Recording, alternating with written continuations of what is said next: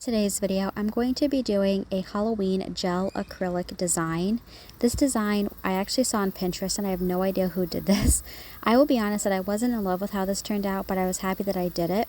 So I'm doing two nails with a solid black base, and the black nails have no designs on them.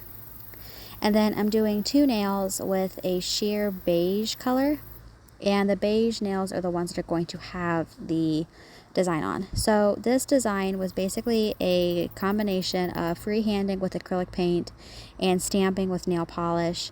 And I'm doing a cute little candy corn using white acrylic paint first and a detail brush. Everything I'm using I will have linked in the description box below. And for me personally, I have been doing a lot of my designs using acrylic paint recently, and I'm really enjoying it. It's really easy for me to work with.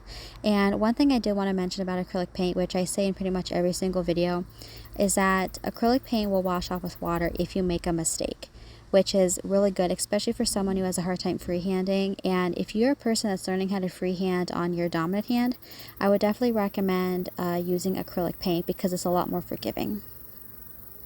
One thing I will say though about acrylic paint is that once it is dry, you will want to add a top coat. It can be whatever finish that you want, but a top coat will seal in that design because acrylic paint does wash off with water.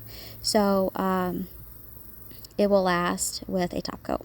And if you're unsure about a top coat being too thin, you can always use a thicker top coat, or you can do two layers of the top coat. It's completely up to you. So for the second nail, I'm basically doing the same pattern, except I'm just following what the person did on the internet. Again, I have no idea who did that design.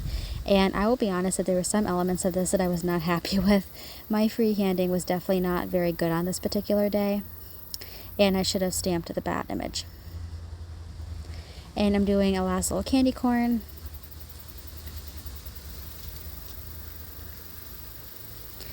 And I'm going to be adding the cute little jack-o'-lantern face. And one thing I also did want to mention is that when it comes to tiny detailing like I'm doing here, you can totally use a toothpick if that's the only thing that you have. If you also only have a bobby pin, you can totally do this with that as well.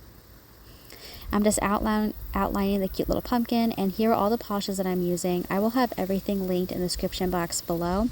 And lastly, I'm just going to go ahead and top coat. Make sure you float top coat over any nail design that you did just to be on the safe side. And that is it for this video.